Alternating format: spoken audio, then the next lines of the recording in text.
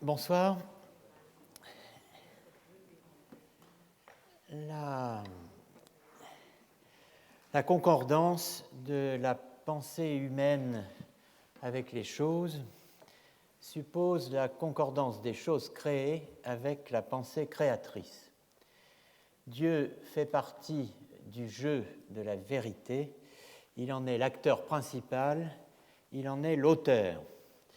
Tel est le constat auquel nous étions parvenus la semaine dernière en suivant l'analyse de la conception traditionnelle de la vérité dans Vom Wesen der Wahrheit, poussant avec Heidegger la déconstruction du concept courant de vérité jusqu'à la notion médiévale d'adequatio rei et intellectus, découlant, je cite, de la foi chrétienne et de l'idée théologique selon lesquelles les choses, dans leur essence et leur existence, ne sont que pour autant que créées, elles correspondent à l'idée conçue préalablement par l'intellectus divinus, c'est-à-dire par l'Esprit de Dieu. Question 1, page 165. C'est un premier acquis. Ce n'est pas un résultat suffisant pour s'y arrêter. L'histoire pensée en termes de mutation et de métamorphose, de Wandel, de Wandlung et de Verwandlung doit en effet inscrire le double geste de la déconstruction. Double geste incluant donc la destruction et la répétition ou reprise, la Destruktion et la Wiederholung, dans un récit procédant à la fois a parte ante, régressivement, et a parte post, progressivement, dans deux sens opposés. C'est l'image de la double révolution, de l'escalier à double vis, utilisée dans le volume 3 de l'archéologie du sujet, mais on peut aussi prendre une comparaison musicale et dire que le philosophe qui travaille en termes de mutation et de métamorphose fait comme John Coltrane, ou plutôt doit faire, ou se trouve en tout point de son travail contraint de faire ce que disait Coltrane dans une lettre de 1962 à Don de Michael. I start in the middle of a sentence and move both directions at once. Je commence au milieu d'une phrase et je pars dans les deux directions à la fois. Retour amont, retour aval en même temps. Qu'est-ce que cela veut dire ? Le texte dont nous sommes partis la semaine dernière était, je vous le rappelle, le commentaire de Heidegger sur la deuxième considération intempestive ou inactuelle de Nietzsche. Heidegger indique lui-même ce qu'il faut retenir de son commentaire. Insister toujours à nouveau là-dessus. La vérité comprise comme certitude se fonde sur la vérité comme rectitude de la représentation adequatio.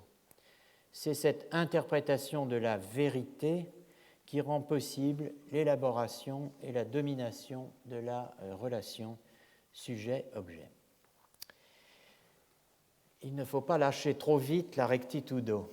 La remontée à l'origine ne s'arrête pas à l'articulation, à la description, à l'analyse d'une figure, d'une gestalt, d'une forme.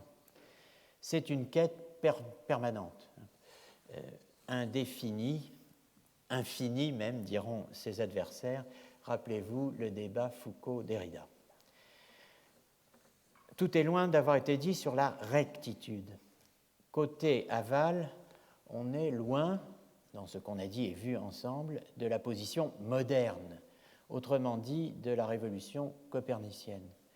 La veritas, interprétée comme adequatio rei ad intellectum, n'exprime pas encore la pensée transcendantale de Kant, pensée selon laquelle les objets se conforment à notre connaissance. Côté amont, on est plus loin encore de l'essentiel. Cet essentiel, nous l'avons mentionné en évoquant la vérité comme dévoilement ou non-latence de l'étant. Le point important dans ce qu'on appelle vérité de la chose. Important car renvoyant à la distinction entre vérité antéprédicative et vérité de la proposition et à son fondement, au fondement donc de cette distinction. Cette distinction de l'antéprédicatif et du prédicatif étant ce qui nous est le plus immédiatement accessible du fondement en question. Fondement qui réside lui-même dans une distinction plus secrète, formulée dans une langue, dans un langage que nous n'entendons pas aisément ou que peut-être nous n'entendons plus. Pour aller au fond de la question de la rectitude, effectuer un retour amont complet, il faut remonter au premier commencement. Il faut remonter au grec, au monde grec, à la pensée grecque, à la langue grecque, à cette parole grecque que nous n'entendons pas dans les mots latins, selon la thèse de l'origine de l'œuvre d'art, la conférence évoquée le 6 mars dernier. Il faut remonter de la veritas à l'aletheia, de la vérité correspondance, adéquatio, en grec homoiosis, à la vérité comme non-latence, non-voilement, la Wahrheit als Unverborgenheit. Ce qui est en jeu là, n'étant pas seulement le rapport de l'aletheia à la vérité du jugement, la vérité prédicative, mais bien d'abord celui de l'aletheia à ce que nous appelons vérité de la chose, veritas rei, vérité antéprédicative ou vérité prélogique. Cette remontée de la veritas à l'aletheia, Heidegger l'accomplit notamment dans les Grundfragen der Philosophie, questions fondamentales de la philosophie, ausgewählte Probleme, entre guillemets, der Logik, entre guillemets, problème, entre guillemets, choisi de la logique, entre guillemets.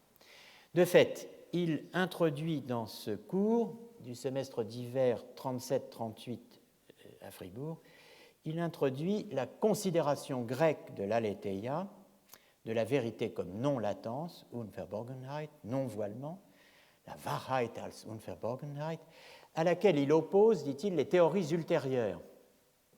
Les théories ultérieures, ce qui signifie donc qu'il va critiquer, que de fait il critique expressément la théorie de la vérité comme adéquation de la chose au jugement divin, à l'idée créatrice, qu'il critique la théorie de la double adéquation, de la chose créée à l'intellect divin et de l'intellect humain à la chose créée, qu'il souligne le caractère non grec du verum scolastique en dénonçant à la fois la récupération thomiste d'Aristote, ce qui n'est pas pour nous surprendre, et l'erreur des philologues classiques comme Werner Jäger, qui se montre, dit-il, plus proche des scolastiques que des Grecs, ce qui peut-être surprendra davantage, n'est-ce pas?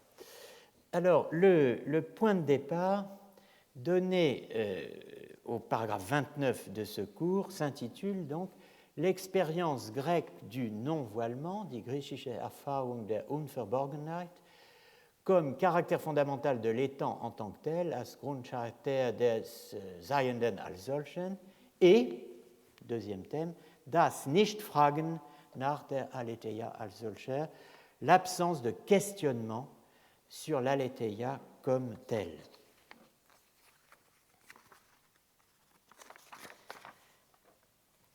Les deux points sont capitaux, l'expérience et l'absence de questionnement. Grundfragen der Philosophie, vous avez ici un sigle qui est désormais bien connu, je pense, en cette période préélectorale, ce qui mérite question, la pensée médiévale et moderne se meut entièrement, dit Heidegger, dans la conception de la vérité comme rectitude, c'est-à-dire comme une détermination de la connaissance, même là où il est question de vérité ontologique. Cette vérité ontologique n'est rien d'autre que le corrélat de la pensée de Dieu, qui est en elle-même absolument correcte, droite. Ce n'est pas un non voilé au sens grec, c'est l'absolument droit, intellectus divinus. Toute ontologie traditionnelle détermine l'ens qua ens, l'étant en tant qu'étant, en suivant le fil conducteur de l'acte de pensée et de sa vérité, à savoir la rectitude. Face à cela, le cours propose une Erinnerung an das erste Aufscheinen der Aletheia. La première apparition, das erste Aufscheinen, la première lueur, le premier lever de l'Aletheia, donc une Erinnerung qui prend la forme d'une confrontation avec les pas essentiels, les premiers pas décisifs, disons, du mouvement de fond de la grande philosophie des Grecs. Difficile de faire plus emphatique que cette formule. La grande philosophie des Grecs qui commence à Anaximandre et s'achève à Aristote. Ce qui vient après et qui l'emporte dans l'histoire, le stoïcisme, l'épicurisme, le néoplatonisme, n'a plus de caractère authentique ou est décisivement transformé par le christianisme. Le fait qu'Aristote, poursuit Heidegger, soit devenu le premier maître dans la philosophie médiévale n'est pas contradictoire avec ce diagnostic, car, d'une part, ce qu'on appelait philosophie au Moyen Âge n'était pas de la philosophie. Vous pouvez tous sortir, donc mais enfin, ou rester si vous désirez souffrir davantage, n'est-ce pas, mais un préambule de la raison pour la théologie. D'autre part, parce qu'Aristote n'était pas compris à la manière grecque, à partir, je cite, des initiales du Dasein poético-pensant grec. Dasein poético-pensant, poétique et pensant grec, mais de manière médiévale, c'est-à-dire arabo-judéo-chrétienne. On notera l'expression à rapprocher de la caractérisation de la théorie de l'Adaequatio comme d'origine judéo-arabe dans l'Einführung in die phänomenologische Forschung, le cours du semestre d'hiver 23-24, l'introduction à la recherche phénoménologique. L'analyse s'inscrit dans une démarche qui vise la remémoration du premier savoir de la vérité au commencement de la philosophie occidentale, Erinnerung an das erste Wissen von der Wahrheit im Anfang der abendländischen Philosophie, comme initiation als Anweisung für das eigene Fragen nach dem ursprünglicheren Wesen der Wahrheit als Offenheit, comme initiation, Anweisung, à la question propre de l'essence plus originaire de la vérité comme Offenheit, ouverture.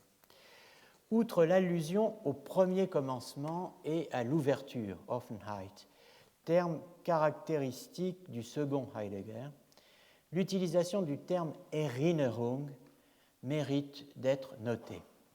Je passe sur l'ouverture et l'ouvert, sur le thème de la clairière de l'être, n'est-ce pas, de la Lichtung, qui conditionne cet éclairement que la tradition, autrement dit la philosophie et ou théologie de la conscience, appelle en latin lumen naturale.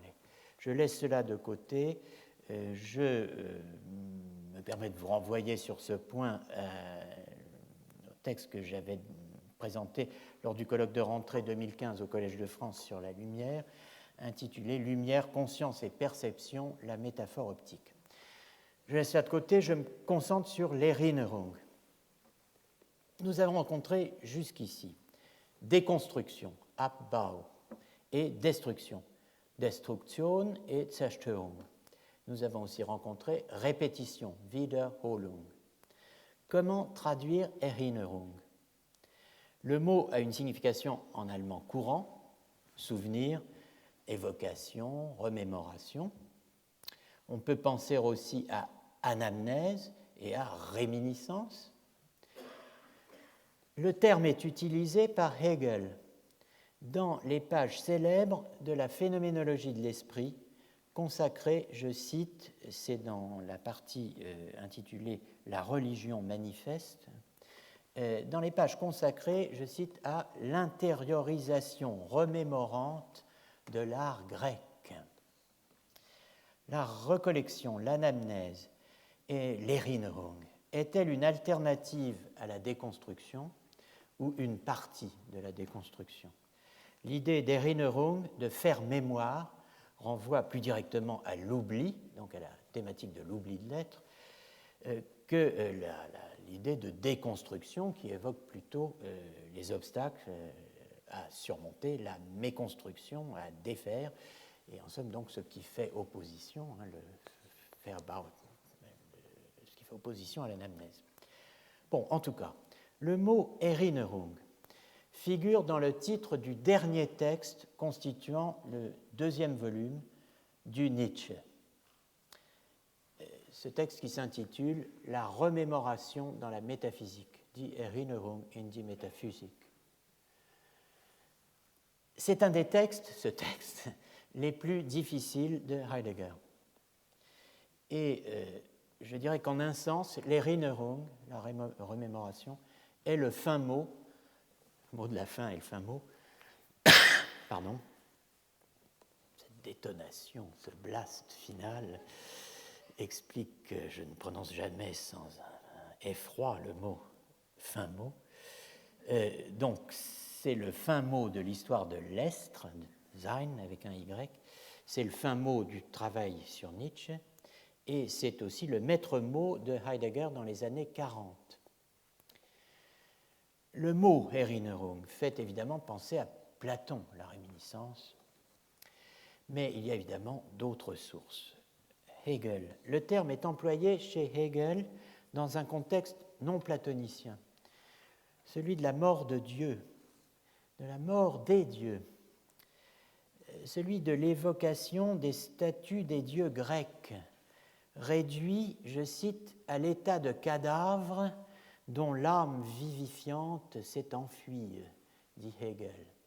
L'évocation, je cite, des hymnes grecs qui sont réduits à l'état, je cite, de paroles dont la croyance s'est enfuie.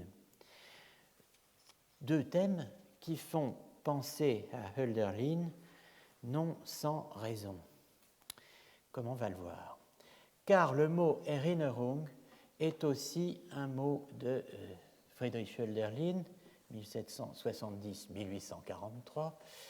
Hölderlin qui fut, comme vous le savez, le condisciple de Hegel dans le Stift, le séminaire protestant de Tübingen, entre 1788 et 1793. Il y a une chambre, une turne, n'est-ce pas, où on faisait autre chose que boire de la bière, j'imagine, et jouer au tarot, puisque les trois personnages qui logeaient là n'étaient autres que Hölderlin, Schelling et Hegel. Vous imaginez quel trio dans cette chambre, n'est-ce pas?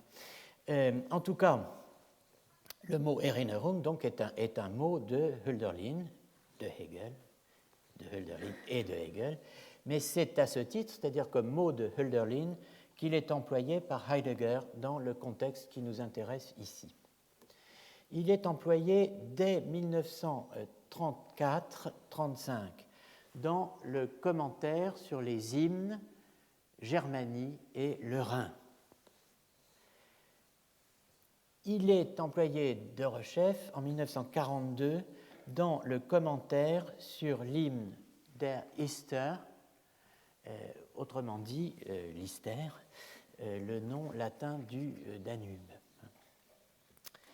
Le mot Erinnerung figure dans le paragraphe 6 du commentaire, qui était un cours, sur l'hymne der Ister, Et il figure donc dans le paragraphe 6 de ce cours, paragraphe qui est consacré à une ode, la voix du peuple, die Stimme des Volkes. Ode où les fleuves sont caractérisés comme die Schwindenden et die Ahnungsvollen, autrement dit, les disparaissants et les pressentants, ce qui est évidemment très difficile à entendre en français, mais on va y revenir. Il existe deux versions de l'ode, Die Stimme des Volkes. Heidegger connaît et cite les deux versions, et il a commenté à plusieurs reprises ce poème, La voix du peuple, dans donc les deux textes, les deux séries de cours que j'ai mentionnés, le commentaire de l'hymne Der Rhein et Der Ister. Le poème La voix du peuple est cité donc dans le commentaire de Der Rhein pour commenter un des vers les plus célèbres d'un autre poème, hymne, intitulé Andenken, souvenir, où il est question de Bordeaux, de la Dordogne et de la Garonne, des montagnes de raisins d'où la Dordogne descend, où débouche le fleuve et la royale Garonne, large comme la mer, leurs eaux unissent, la mer enlève et rend la mémoire. Was bleibet aber stiften die Dichter, mais les poètes seuls fondent ce qui demeure, plus littéralement, mais ce qui demeure, les poètes le fondent. Alors il faut, pour bien entendre la phrase, prendre dans le sens inverse, n'est-ce pas, on dépoétise à mort, la mer enlève et rend la mémoire des montagnes, de raisins, d'où la Dordogne descend, où débouche, là où débouche le fleuve et la royale Garonne, large comme la mer, leurs eaux unies. Ce commentaire est donné dans une section intitulée Stiftung des Wesens der Dichtung und Gründung des Daseins auf sie, donc fondation de l'essence de la poésie et fondation, c'est difficile, on a le même mot en français, des Daseins, de l'être là, du Dasein sur elle. Dichtung, la poésie als Ursprache eines Volkes, la poésie comme langue originelle d'un peuple, où Heidegger explique en quel sens der Dichter ist der Stifter des Seins, le poète est le fondateur, celui qui donne un fondement au Sein, S-E-Y. Alors, deuxième occurrence, dans cette fois le commentaire de l'hymne Der Rhein, intitulé Répétition qui approfondit, Poésie et être là historial, vertiefende Wiederholung, Dichtung und geschichtliches Dasein, consacré au demi-dieu, le Rhin étant un demi-dieu. Bon, alors, le terme Erinnerung est utilisé dans un contexte précis, philosophique. La strophe 8 de Der Rhein est censée avoir présenté, selon Heidegger, la question de l'essence de l'être, l'estre, Sein, Y, telle qu'elle s'est ouverte dans notre histoire et est demeurée occultée. Cette question, dit Heidegger, nie les chemins de la métaphysique, ni son art de questionner, ni ses concepts ne suffisent pour la poser, pour la mettre en question, pour la questionner, l'actualiser comme question. D'où le recours, là où la métaphysique est impuissante, à l'Erinnerung, autrement dit à l'histoire. Mais celle-ci, l'Erinnerung, l'intériorisation historique, n'est qu'un moyen de fortune, dit Heidegger, tant que nous ne nous sommes pas approprié la question de l'être, Sein, Y, comme question du futur, comme question à venir, et tant que nous ne l'avons pas affronté dans son étrangeté. Tout cela est déjà bien étrange, mais voilà, plus étrange encore, voilà le texte principal qui est le commentaire sur l'Ister, sur lequel nous allons nous arrêter quelques instants, parce que le double statut du fleuve tel qu'il est présenté dans le poème est essentiel pour comprendre ce que Heidegger entend par Erinnerung. Donc nous en venons à ce paragraphe 6 du commentaire sur Lister, dont le titre était, je vous le rappelle, Die Ströme als die schwindenden und ahnungsvollen, les fleuves comme les disparaissants et les pressentants, in Stimme des Volkes, dans le poème La Voix du peuple. Voici donc les deux premières strophes en allemand, Die Stimme des Volkes, Stimme des Volkes. Du seiest Gottes Stimme, so glaubt ich sonst in heiliger Jugend. Ja, und ich sage es noch, unsere Weisheit unbekümmert rauschen die Ströme doch auch, und dennoch, wer liebt sie nicht? Und immer bewegen sie das Herz mir, ich ferne die Schwindenden, die ahnungsvollen meine Bahn nicht, aber gewisser ins Meer hineilen. C'est difficile à lire, n'est-ce pas? Parce que c'est une syntaxe assez particulière. Tu es la voix de Dieu. Je l'ai cru aussi dans ma sainte jeunesse et je le redis. Indifférents à notre sagesse, grondent les fleuves, et cependant, qui ne les aime? Je les entends, le cœur toujours ému, qui courent se perdre au loin, qui vont par d'autres voies que les miennes dans la mer pressentir, se jeter infaillible. Comme vous le voyez, on passe de vox populi, la voix du peuple, à vox dei, la voix de Dieu, entre le titre et le premier vers. Puis viennent les fleuves. Indifférents à notre sagesse, grondent les fleuves. Selon l'interprétation reçue, la métaphore du fleuve est censée rendre présentes les forces inexorables et obscures qui entraînent les hommes jusqu'à leur perte finale. Elle est soulignée, cette métaphore, en ce sens, au vers 17, par ce vers, donc, le prodigieux, le nostalgique appel de l'abîme, dans la 5e strophe. Car ils s'oublient, les êtres mortels, trop prompts à combler des dieux le désir. Ils n'aiment que trop, dès lors qu'ils ont trouvé leurs yeux grands ouverts à suivre leur propre route, par le plus court chemin, revenir au tout. Ils cherchent le repos. Il se précipite ainsi, le fleuve, que malgré lui attire et désemparé de roc en emporte le prodigieux, le nostalgique appel de l'abîme.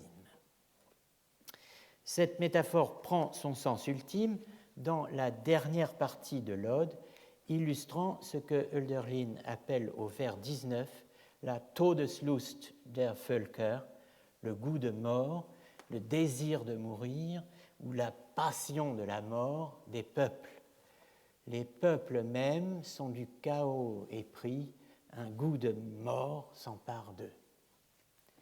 Thème qui, après une transition faisant l'éloge des morts prématurés, heureux ceux-là qui sont allés au repos, tombés avant le temps, eux aussi, sacrifiés, comme les prémices de la moisson, ils ont trouvé leur part.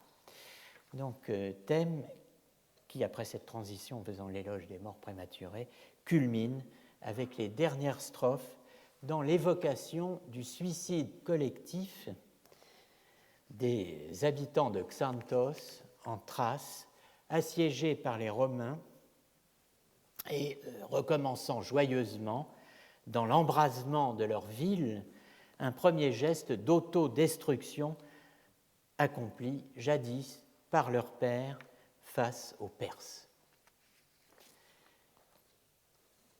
Heidegger commente particulièrement, s'attache dans son commentaire à Die Schwindenden, die Ahnungsvollen, dont vous voyez que la traduction française fait ce qu'elle peut pour rendre l'idée. Je les entends, le cœur toujours ému, qui courent, se perdent au loin, qui vont par d'autres voies que les miennes dans la mer pressentie, se jeter infaillible. L'anglais dit « I hear them vanishing, full of intimation. Voici le commentaire de Heidegger sur ces expressions qui s'enchaînent en allemand, die Schwindenden, die Ahnungsvollen. Les fleuves, dans leur flux, sont orientés dans deux directions. Alors, les fleuves, dans leur flux, spatialement unidirectionnel, irréversible, flux irréversible dans l'espace, sont orientés dans deux directions temporelles. En tant qu'il disparaît, le fleuve, qu'il court se perdre au loin, selon la traduction française du volume de la Pléiade, le fleuve voyage dans ce qui a été. En tant qu'il est plein d'attentes ou de pressentiments, qu'il va dans la mer pressentie, il va vers ce qui vient. Le fleuve, dit Heidegger, est un voyage. Der Strom ist eine Wanderung. D'un genre singulier, von einziger Art, car il va à la fois dans ce qui a été et dans ce qui vient. Transposons à l'homme, par quoi nous voyons que le pressentiment ne se rapporte pas simplement à ce qui vient, mais aussi simultanément à ce qui fut. De même, la disparition ne va pas seulement dans ce qui a été, mais également dans ce qui vient. Certes, selon l'opinion habituelle, nous n'avons de pressentiment que de l'avenir. Pourtant, ce qui a été se laisse aussi pressentir. Aussi longtemps que le souvenir ne regarde que le passé, ce n'est pas une remémoration. La remémoration authentique est pressentiment. La remémoration est un pressentiment plus originaire que la simple prémonition de ce qui vient. La remémoration est le pressentiment le plus profond, quand ce qui vient, quand ce à quoi le pressentiment a normalement affaire, vient de ce qui a été. Peut-on partir de cette métaphore du fleuve s'écoulant spatialement tout en restant orienté temporellement dans deux directions à la fois? Comme un solo de Coltrane, n'est-ce pas? Peut-on aborder à partir de cette métaphore la lecture de la remémoration dans la métaphysique, le texte le plus difficile de Heidegger, ou un des plus difficiles, certainement, mais pas maintenant. À présent, ce serait prématuré, nous n'en sommes pas encore capables. Pour le moment, nous devons nous contenter de rejoindre le terrain que nous avons fouillé ces 2 dernières semaines, à savoir Descartes. Nous avons vu le 13 mars que le cours de Heidegger sur Descartes, Einführung in die phänomenologische Forschung, du semestre d'hiver 23-24 à Marburg, ne faisait pas apparaître son nom dans le titre, que ce cours avait pour cible finale Husserl, ce qui en fait en réalité un cours de rupture avec la phénoménologie dans sa version husserlienne.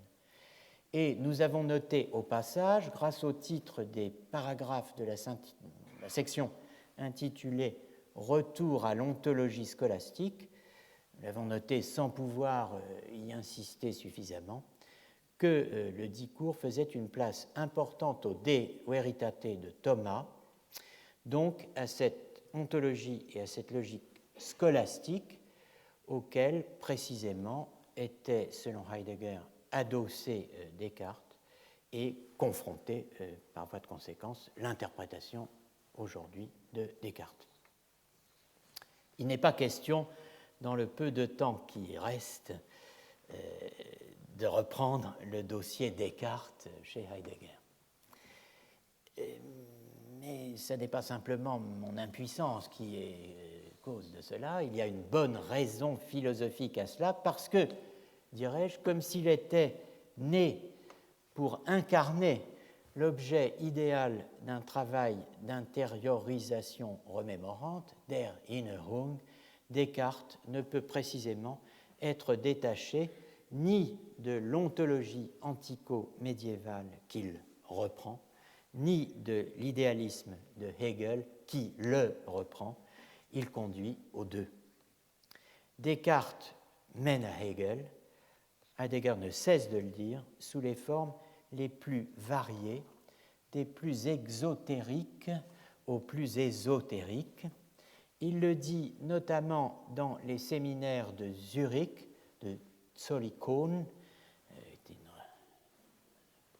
quartier de Zurich, tenu avec des praticiens de la Daseinsanalyse binswangerienne, dont Medard Boss, ce qui rappelle un peu le genre de dialogue qu'a pu avoir Foucault à Münsterlingen avec déjà des binswangeriens, dont Binswanger lui-même, n'est-ce pas? Bon, là, il y a 10 ans d'écart, puisque les Zollikoner séminaires ou séminaires de Zurich datent de novembre 65. Dans le séminaire du 23 novembre 65, on a le texte suivant. En quoi consiste la métamorphose de la pensée que nous avons mentionnée? En d'autres termes, comment le je en vient-il à désigner qu'il est le sujet unique et donc l'unique sous-jacent? Alors, vous voyez que j'ai mis cela en caractère gras, puisque la traduction ne convient pas si nous voulons nous en tenir à une seule façon de traduire et à retrouver les traductions que nous avions proposées la semaine dernière pour effectivement Auszeichnung, n'est-ce pas? Il s'agit d'une distinction, hein, et de même pour Vorliegen, on n'avait pas sous-jacent mais préjacent. Donc on aurait comment en vient-il à la distinction d'être le seul sujet, donc le seul préjacent. On en vient à cette Auszeichnung, distinction du je chez Descartes, parce qu'il cherche la certitude. Hegel dit qu'avec Descartes, la philosophie gagne pour la première fois un sol assuré. Descartes cherche un fundamentum absolutum inconcusum. Ce qui peut être un tel fondement, c'est le je que je suis moi-même, car seul moi-même, je suis toujours là, que je pense ou que je doute, que je souhaite ou que je prenne position par rapport à quelque chose. Ainsi, le je devient, pour une pensée qui cherche un fondement absolu et certain, le préjacent en un sens caractérisé, alors il faut dire ici signalé, distingué, hein, parce qu'il est quelque chose d'indubitable. Pas après pas, le terme de sujet devient dénomination. Alors le mot allemand est Titel, hein, donc c'est un titre, c'est quasiment un titre de noblesse, hein, pour le je. Tout ce qui fait face au je dans cette pensée devient objet, en tant qu'il est déterminable par cette pensée selon ses principes et ses catégories. Tant que vous ne comprendrez pas cet enchaînement, dit Heidegger à son public de psychologues et de psychanalystes, vous ne comprendrez pas ce qui se déroule dans la science contemporaine. So far, so good. Donc, enfin, en gros, ça veut dire que le sujet cartésien est le sujet de la science, n'est-ce pas? Mais bon. S'agissant de Hegel, dont nous aurons croisé la route à de multiples reprises ce semestre, en évoquant la réception française de Heidegger des années 1930-1940. C'est Heidegger lui-même, hein, s'agissant de Hegel, qui fait du hegelianisme le premier accomplissement d'une figure de l'histoire de la métaphysique inaugurée par Descartes.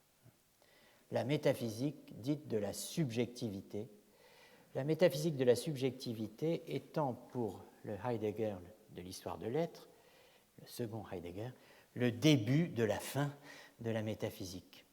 Car c'est ce qui mène cette métaphysique de la subjectivité au remplacement de la métaphysique par l'anthropologie, qui caractérise les temps modernes, et c'est ce qui mène cette métaphysique de la subjectivité à ce que Heidegger appelle la domination inconditionnelle de la technique, donc aussi à la dévastation de la Terre. Entre Descartes et Hegel, disent les Beiträge zur Philosophie, il n'y a pas de mutation essentielle. il n'y a qu'un changement de forme renouvelé, le degré zéro de la métamorphose, puisqu'il ne touche pas à l'essence. Von Descartes bis zu Hegel eine erneute Umformung, aber kein wesentlicher Wandel, pas de Wandel essentiel. Heidegger va même plus loin dans la continuité, en inscrivant Descartes et Hegel aux deux termes, initial et final, terme initial, terme final, du processus que Heidegger appelle la détermination égologique de l'être qui caractérise l'époque moderne. Dans le cours du semestre 1930-1931, consacré à la phénoménologie de l'esprit de Hegel, Heidegger introduit à deux reprises l'expression ontothéo-égologique, ontothéo-égologisch, pour ramener à l'unité le grand récit de l'histoire de la philosophie occidentale, substituant du même coup l'ontothéo-égologie à ce qui nous est habituel ou relativement habituel, l'ontothéologie. Quelque chose de décisif se révèle dans cette figure. L'être se détermine logiquement, mais de telle manière que le logique s'atteste comme l'égologique. Cette détermination égologique de l'être, nous la voyons se déployer lentement depuis l'amorçage cartésien jusqu'au moment où, via Kant et Fichte, elle reçoit dans la phénoménologie de Hegel sa fondation absolvante, exhaustive et expresse. C'est ainsi, en ce point précis, que les amorçages et les questionnements décisifs du problème de l'être dans la philosophie occidentale atteignent lentement leur convergence unitaire.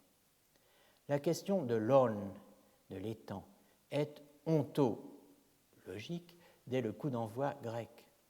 Mais elle est en même temps déjà, comme il apparaît chez Platon et Aristote, malgré le défaut d'un développement conceptuel correspondant, ontothéologique.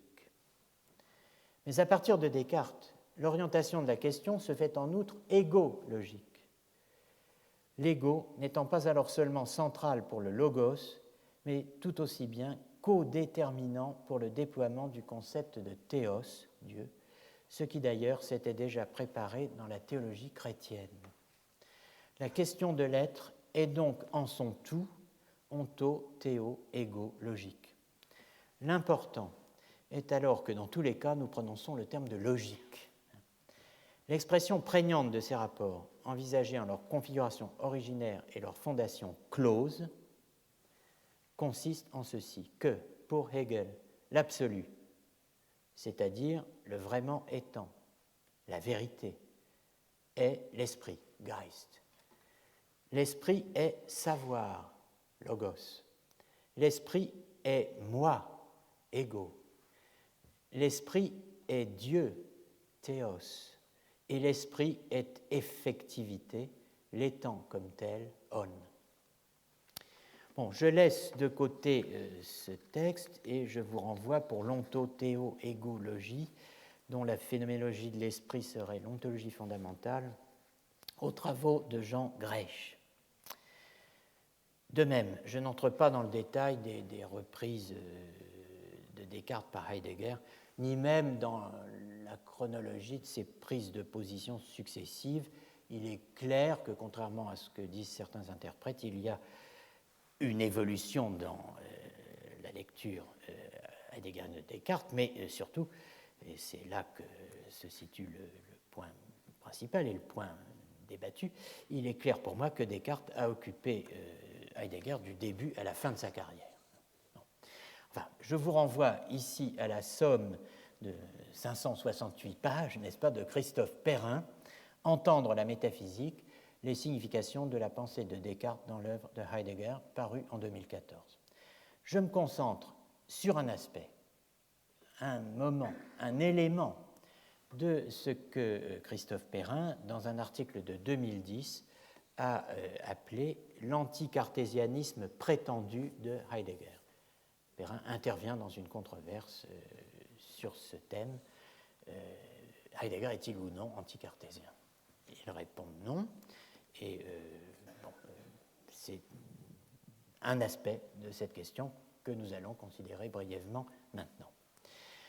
On a vu que, malgré le soin mis à s'y préparer, notamment avec son traducteur Henri Corbin et les éditeurs du volume de traduction qui allait paraître l'année suivante, sans le discours de rectorat qu'il espérait y insérer, Heidegger donc n'avait pas participé en 1937 au Congrès international de Paris, donné, je cite, en l'honneur du tricentenaire du discours de la méthode. Faute de se rendre en France avec une délégation allemande dont il contestait la direction, il avait fait paraître, en revanche, dans le Jahrbuch der Stadt Freiburg, un texte intitulé Wege zur Aussprache, que l'on peut traduire par chemin d'explication, ce qui est le cas d'une première traduction française de ce texte que vous trouverez dans le cahier de Lerne consacré à Heidegger, et que vous pouvez aussi trouver traduit, ce texte, dans les écrits politiques de Heidegger par François Fédier, sous le titre, qui n'est pas immédiatement transparent, pour en venir à s'expliquer ensemble sur le fond. Donc, chemin d'explication. Bon. On peut dire que ce texte, paru à Fribourg, est en fait, à un premier niveau, un texte sur les relations franco-allemandes en philosophie.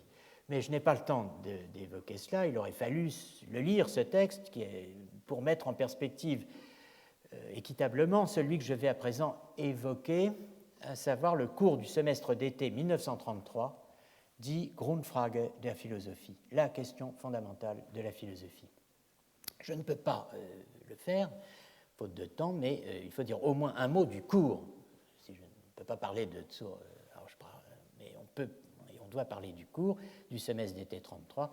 Donc, die Grundfrage der Philosophie, la question fondamentale de la philosophie, qu'il ne faut pas confondre avec les Grundfragen de 37-38, les problèmes choisis de logique que j'ai évoqués tout à l'heure. Donc, cette année-là, 21 avril, Heidegger est nommé recteur de l'université de Freiburg. Vous savez qu'il a adhéré au Parti national-socialiste du travail, n'est-ce pas, le 1er mai 1933. Il est donc depuis le 21 avril recteur de l'université, et pour saisir le contexte du cours, son atmosphère, aurait dit Arletty, enfin qui n'est peut-être pas tout à fait de bon goût de citer en l'occurrence, mais enfin, on peut revenir à l'image que j'avais intitulée « L'attente », et il faudrait contempler cette image en lisant le texte numéro 32 de la Gesamtausgabe tome 16, c'est-à-dire les écrits politiques, en date du 27 avril 1933. Aufbau einer neuen geistigen Welt. Aufbau, le contraire de l'Abbau, donc construction d'un nouveau monde de l'esprit, d'un nouveau monde intellectuel, d'un nouveau monde spirituel, l'ambiguïté de Geist. Le premier document officiel du nouveau recteur, nommé mais pas encore installé, appelant collègues et étudiants à célébrer le jour du travail national, 1er mai, qui remplace la fête du travail, et ce 1er mai 1933, qui voit aussi la proclamation du nouveau droit des étudiants dans les hautes écoles de Prusse. La construction d'un nouveau monde de l'esprit est présentée dans ce texte numéro 32 comme la tâche à venir la plus essentielle de l'université allemande. Le texte décrit dans le moindre détail l'organisation du défilé, qui est une exigence de l'heure, ein Gebot der Stunde, à laquelle on reste cependant libre de ne pas s'associer. Il décrit la place des fraternités pratiquant le duel dans le défilé, la DW, Allgemeine Deutsche Waffenring, la place des professeurs, des corporations étudiantes, des assistants, des employés. Il décrit ce texte, plus exactement indique les lieux de rassemblement, Wenzingerstrasse, Warnerstrasse, qui existent encore, la tenue vestimentaire, Rector, Dekane und Senat im Talar, le recteur, le doyen et le sénat académique en toge, les autres en costume sombre, sans oublier le programme musical, s'achevant sur le Horst-Wessel-Lied, dont je rappelle les premiers mots, le drapeau levé, les rangs bien serrés, la SA marche d'un pas ferme et brave. Pour saisir l'esprit du cours, il faudrait lire le texte numéro 41, l'adresse aux étudiants du 6 mai 1933, intitulé Zur Immatrikulation, littéralement sur l'immatriculation, c'est-à-dire l'inscription, la prise d'un matricule à l'université. Heidegger y souligne le caractère un peu inhabituel du moment de leur entrée à l'université pour ces nouveaux étudiants en mai 1933. Le peuple allemand, dit-il, dans son ensemble, s'est retrouvé lui-même sous une grande Führung. Alors, duction, guidance, direction. Dans cette Führung, le peuple qui est venu à lui-même schafft, c'est un mot très simple, fait son état. À partir de cet état, il se fait en nation, s'empare de la mission historique qui lui revient parmi les peuples, et il se fait son histoire. La jeunesse académique est appelée à prendre toute sa part dans la lutte qui s'annonce. L'entrée à l'université est l'entrée dans une communauté de combat et d'éducation, Kampf- und Erziehungsgemeinschaft, où l'attendent de nouvelles tâches, service du travail, service de la défense, qui périment le monde de la liberté académique et le train-train, le rituel confortable des examens. Les examens qui sont remplacés, idéalement, par l'air vif du questionnement, l'inquiétude de la recherche et la dureté de la décision. Dans L'étudiant allemand comme travailleur, allocution prononcée lors de la cérémonie d'immatriculation des étudiants le 25 novembre 1933, Heidegger confirme le portrait du nouvel étudiant. C'est un acteur de premier plan dans la transformation radicale de l'université. Le nouvel étudiant, dit-il, n'est saisi dans son être que si l'on comprend ce qui est en train de se passer. Que se passe-t-il ? Le peuple allemand devient historique. L'histoire, ce n'est pas le passé, c'est ce qui vient. Thème récurrent, la temporalisation par le futur, déclinée à tous les niveaux de la temporalité et de l'historicité depuis les premiers cours sur la phénoménologie de la vie religieuse.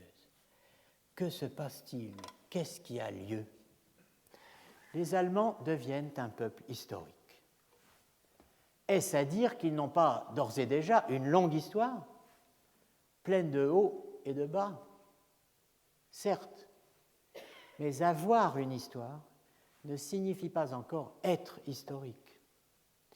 Car être historique, cela veut dire savoir en tant que peuple que l'histoire n'est pas ce qui est passé et encore moins ce qui est présent, que c'est au contraire entreprendre et supporter, de sorte que le temps présent soit pris de fond en comble à partir d'un avenir qui ne cesse d'être dans tout l'élan de sa venue.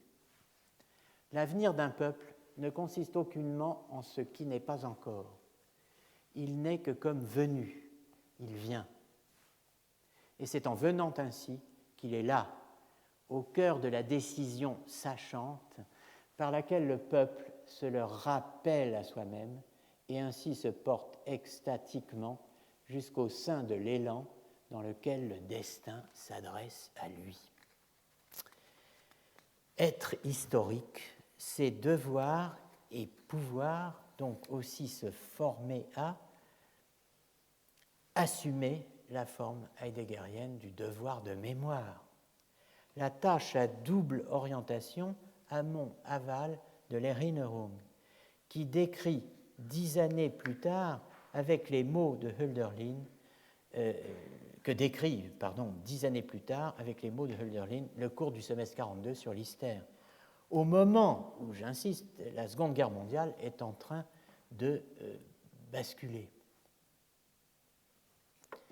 Être historique veut dire savoir entreprendre à partir d'une anticipation qui se lance jusqu'au cœur de ce qui vient et ainsi faire quand ce qui est passé se libère la force qui persiste à nous y être obligation et qui soit sauvegardée la grandeur encore grosse de métamorphose.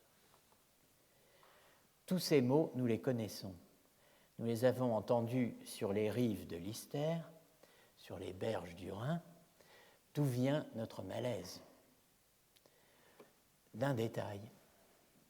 Ce savoir qui définit l'être historique, je cite, parvient à sa réalisation lors même qu'un peuple trouve la forme de son état. Ce savoir est l'état.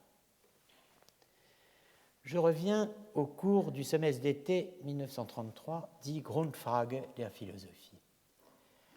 L'état est là. Les premiers mots du cours sont littéralement ceux du discours d'immatriculation du 6 mai. La jeunesse académique n'ignore rien de la grandeur des événements historiques que le peuple allemand traverse. Imaginez un cours qui commence comme ça. Le peuple allemand, dans son ensemble, vient à lui-même, c'est-à-dire trouve sa Führung. Dans cette Führung, le peuple qui est venu à lui-même forme, schafft, fait son état. Et le professeur recteur d'enchaîner sur la nation, le destin, l'histoire, l'éducation, le principe de la Führung spirituelle et politique, et pour finir, la philosophie allemande comme destin du peuple allemand. Le cours a une cible, Hegel. Cela est clairement annoncé au paragraphe 4 de l'introduction. Die Grundfrage der Philosophie und die Auseinandersetzung mit der abendländischen Geistesgeschichte in ihrer Aufstellung. Hegel. La question fondamentale de la philosophie est la confrontation, Auseinandersetzung, avec l'histoire intellectuelle, Geistesgeschichte, histoire de l'esprit occidentale, abendländisch, sur sa position principale, Hauptstellung, Hegel. L'accomplissement hegelien de la métaphysique comme théologique. Voilà ce qu'est la position principale. Titre donc du 4e et dernier chapitre, le titre du dernier paragraphe de ce 4e et dernier chapitre étant sans ambiguïté Die Vollendung der abendländischen Philosophie in der Metaphysik als Theologik. L'achèvement de la philosophie occidentale dans la métaphysique comme théologique. Und die Fragwürdigkeit dieser Vollendung et le caractère particulièrement problématique, n'est-ce pas, de cet accomplissement. L'intention politique du cours s'habille d'une pesante rhétorique militaire. Il faut faire parler l'histoire. L'histoire ne parlant que dans la confrontation, il faut, je cite, attaquer la position la plus élevée dans l'histoire tout entière, dont la conquête emportera la décision pour tout le reste. Cette position la plus élevée étant occupée par Hegel. La suite du cours est une longue préparation à la confrontation finale, axée sur le thème de la mathésis, ce que Heidegger appelle le mathématique et la fondation mathématique méthodologique. Entendez la fondation par le mathématique et la méthode des systèmes métaphysiques de la modernité. Le chapitre 2 s'intitule « Le système de la métaphysique moderne » et la première de ses déterminations principales, le mathématique. Il est question de Descartes au paragraphe 10, dont voici les titres. La métaphysique moderne dans son nouveau commencement illusoire avec Descartes et ses erreurs, en 3 points. L'image usuelle de Descartes, la nouvelle fondation rigoureuse de la philosophie sur la base du doute radical. B. L'illusion de radicalité et la subordination du nouveau fondement cartésien à la prédominance de la conception mathématique de la méthode. C. La conséquence interne de la souveraineté du processus méthodique du mathématique, alors voilà la conséquence, l'impossibilité d'atteindre le jeu authentique de l'homme et l'échec, donc, de la question fondamentale de la philosophie. S'agit-il d'une déconstruction? S'agit-il d'un contre-récit historique? S'agit-il d'une mise au pas pédagogique, Gleichschaltung? Vous rappelez ce terme de la langue administrative national-socialiste. Un peu des trois. Ce Descartes-là, dit Heidegger, ce Descartes usuel, n'est-ce pas, avec son doute général et simultanément son accentuation du je ou du moi, est l'objet le plus populaire et le plus usuel pour les examens et les épreuves écrites dénommées philosophiques dans les universités allemandes. Cet usage qui dure depuis des décennies n'est qu'un signe, mais un signe indiscutable de l'absence de pensée et de l'irresponsabilité qui se sont répandues par là. Cette déchéance spirituelle des étudiants et des instances de contrôle n'aurait pas eu lieu si les enseignants ne l'avaient pas provoquée et tolérée eux-mêmes. Alors donc c'est dans le volume 36-37 de la Gesamtausgabe, page 38-39, c'est pas encore traduit, mais la dénonciation de la fausse radicalité du doute n'est pas neuve. Ce qui compte ici est la dimension rectorale. La conséquence, il faut détruire. Le mot allemand est zerstören. Et en italique, il faut détruire l'image usuelle de Descartes et de sa philosophie et retirer dans le futur à la philosophie le droit d'en appeler à la métaphysique de Descartes comme un commencement effectif. Le ton est comminatoire. J'affirme que le radicalisme du doute cartésien et la rigueur des fondations nouvelles de la philosophie et du savoir en général sont une illusion. Et par conséquent, la source de tromperies funestes qu'il est encore aujourd'hui difficile d'éradiquer. Deuxièmement, ce nouveau commencement prétendu de la philosophie moderne avec Descartes non seulement n'existe pas, mais est en vérité le début d'un déclin nouveau et essentiel de la philosophie. Descartes ne reconduit pas la philosophie à elle-même, à son fondement et à son sol, mais il la repousse encore plus loin du questionnement de sa question fondamentale. Il n'y a pas de nouveau commencement cartésien en philosophie, de nouveau commencement de la philosophie moderne grâce à Descartes.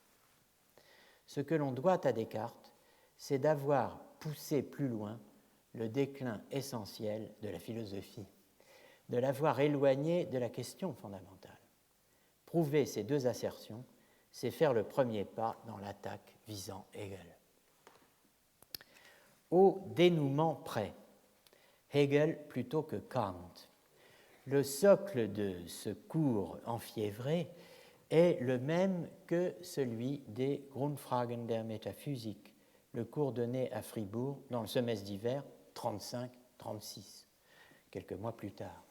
Publié quelques années plus tard, publié en 62, n'est-ce pas, seulement, sous le titre Die Frage nach dem Ding, la question de la chose, n'est-ce pas, Zukannslehre von den transzendentalen Grundsätzen, sur les principes fondamentaux, transcendantaux de Kant, enfin sur sa théorie des principes fondamentaux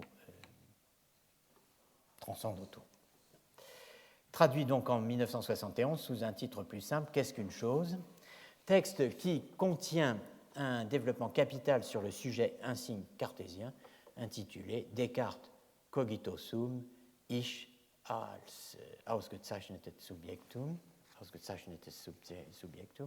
dont la conclusion est bien différente de celle du cours de 33. Il faut donc lire les deux cours ensemble, ne pas les séparer, si l'on veut comprendre le sens général de la lecture heideggerienne de Descartes pendant et après la période rectorale et les contradictions qui l'habitent. Pour le médiéviste, le cours fribourgeois de 1933 marque une cassure avec les cours donnés à Marbourg dans les années 1920. Un même fait, l'interprétation néo-kantienne du cartésianisme comme nouveau commencement de la philosophie, reçoit deux lectures différentes. Voilà comment on peut résumer la situation. La lecture académique, archéologique, des problèmes fondamentaux de la phénoménologie à Marbourg en 1927, dont l'écho se fait encore entendre partiellement dans Qu'est-ce qu'une chose, le texte auquel je faisais allusion tout à l'heure, il y a un instant, 36, Fribourg. Donc une première lecture, marbourgeoise, essentiellement académique, archéologique. Et, deuxièmement, une lecture révolutionnaire et eschatologique. Pour la lecture académique, vous avez ici des textes parfaitement clairs des problèmes fondamentaux de la phénoménologie qui expliquent ce qu'il y a de critiquable dans la vision néo-kantienne du nouveau commencement cartésien. Le néo-kantisme des précédentes décennies, écrit Heidegger, a mis en vogue une reconstruction historique selon laquelle une époque philosophique entièrement nouvelle commencerait avec Descartes. Entre Descartes et Platon, lui-même interprété selon les catégories kantiennes, donc les deux sont interprétés selon les catégories kantiennes, Descartes et Platon, tout ne serait que ténèbres. On insiste aujourd'hui, au contraire, et à juste titre, sur le fait que la philosophie moderne, depuis Descartes, ne cesse de s'occuper de la problématique ancienne, qui est celle de la métaphysique, et qu'elle demeure par conséquent, malgré sa nouveauté, enracinée dans cette même tradition. Je crois que beaucoup d'entre nous pourraient à un moment quelconque, ou ont peut-être à un moment quelconque, défendu ou défendre cette thèse. Cette correction apportée à la reconstruction néo-kantienne de l'histoire ne touche pourtant pas encore le point décisif pour une compréhension philosophique de la philosophie moderne. Ce qui est décisif en effet, c'est non seulement que les anciens problèmes métaphysiques continuent toujours d'être traités parallèlement à la nouvelle problématique, mais encore que les problèmes qui sont abordés pour la première fois, donc les problèmes nouveaux, soient posés et élaborés sur la base des anciens, si bien que le renversement philosophique opéré par la philosophie moderne se trouve dans son principe et ontologiquement annulé et non avenu. À travers cette révolution, ce prétendu nouveau commencement critique de la philosophie inauguré par Descartes, l'ontologie traditionnelle est au contraire reprise. Mais avec ce soi-disant nouveau commencement critique, la métaphysique ancienne se transforme en dogmatisme, ce qui n'était pas le cas auparavant de la même manière. Autrement dit, elle se transforme en un mode de pensée dans lequel on tente d'accéder, à l'aide des concepts ontologiques traditionnels, à une connaissance ontique, c'est-à-dire fondée sur les temps, positive de Dieu, de l'âme et de la nature.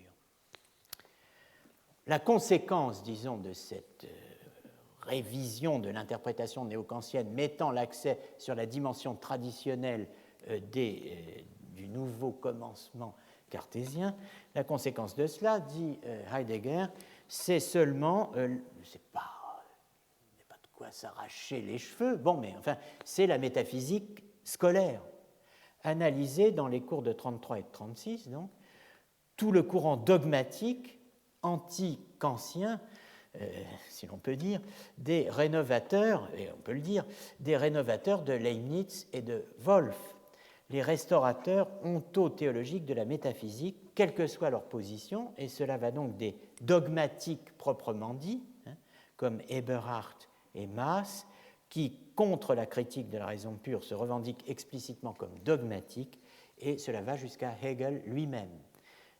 Si vous vous intéressez à cette réaction-là, telle qu'elle est tout à fait attestée par les historiens actuels, vous pouvez consulter le bel article d'Isabelle Thomas-Fogiel intitulé « Dogmatisme et criticisme, les arguments des Leibniziens dans la revue d'Eberhard », n'est-ce pas ? C'est la réaction dogmatique au kantisme. Bon, donc alors, voilà, Heidegger, d'une certaine façon, dit ce que beaucoup pourraient dire. Mais il y a l'autre lecture. Il n'y a pas que la lecture académique archéologique, il y a la lecture révolutionnaire et eschatologique. Révolutionnaire. Voilà un recteur qui, dans le cours de 1933, explique aux étudiants que la rectification du rôle de Descartes, indispensable, n'a pas à être présentée tout de suite aux examens. Pourquoi ?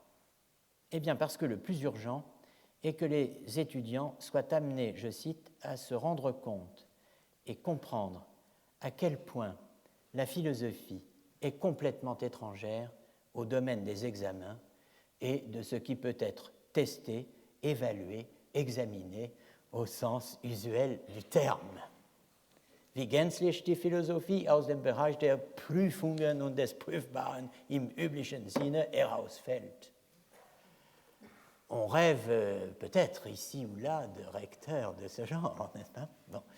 Mais, dimension révolutionnaire, donc, dimension eschatologique, parce que la critique du nouveau commencement cartésien a pour première fonction de faire place nette pour les seuls commencements qui importent à Heidegger à partir du virage vers l'Ereignis, l'avènement, matérialisé par la rédaction des Beiträge zur Philosophie entre 1936 et 1938, que dans un texte auto-interprétatif qu'on aurait tort de négliger, qui s'intitule Ein Rückblick auf den Weg, un coup d'œil sur le chemin parcouru, qui est un texte de 37-38, eh bien, le virage, le changement dont je veux vous parler, eh bien, Heidegger le date non pas de 33 avec le rectorat et la grande Führung sous laquelle l'Allemagne s'est désormais installée, il le date lui-même de l'année 32. Et les deux seuls commencements qui vaillent, qui importent à Heidegger, s'intitulent, vous le savez déjà, le premier commencement et l'autre commencement. Dans ces trois récits de commencement qui s'affrontent, le premier, le nouveau et l'autre, le nouveau est de trop. Il ne relève pas de l'histoire Geschichte, mais de l'historiographie Historie.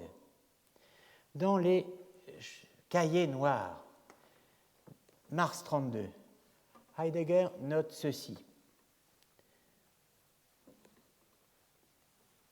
que beaucoup de gens pourraient se dire eux-mêmes, pas à ce moment-là du cours, encore un effort.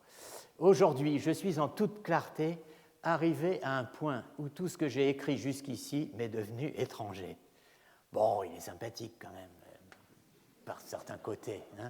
Être étant, qu'est-ce que la métaphysique ? Le livre sur Kant, l'essence du fondement 1 et 2. Étranger, comme un chemin abandonné, où poussent l'herbe et les arbustes, un chemin qui cependant garde pour lui qu'il conduit au Dasein comme temporalité. Un chemin au bord duquel il y a beaucoup de contemporains et de mensongers. Les signaux, les signes de piste, les balises, n'est-ce pas, ils sont souvent considérés comme plus importants que le chemin lui-même. Ce chemin, c'est sûr, jusqu'à aujourd'hui, personne ne l'a compris. Personne ne l'a traversé dans les deux sens, aller et retour, amont et aval. Personne n'a essayé de le réfuter. Pour cela, il aurait fallu comprendre le but, ou, plus prudemment, l'espace, le là, le da, où il voulait conduire et transporter. Mais ce n'est pas le cas, malgré tous les cris poussés sur l'ontologie et son côté déjà bien connu. Il est bon que sur l'enthousiasme confus, le bavardage et la louange ignorante survienne un rejet aussi partagé, qui est aussi aveugle et aussi éloigné de toute confrontation véritable, c'est-à-dire d'une formulation plus originaire de la question. Mais à quoi bon remarquer encore cela, quand pour moi-même, la question devient toujours plus problématique. Donc voilà, mars 32. Bon, en 33, il y a plus important que les examens. Il y a, comme le dira en toute clarté Heidegger en 1935, à reprendre le commencement de notre être-là historico-spirituel afin de le transformer en l'autre commencement. Nous ne pouvons pas donc retailler la moustache du recteur que nous avions contemplée lors du premier cours, et il n'y a au fond aucune raison de le faire.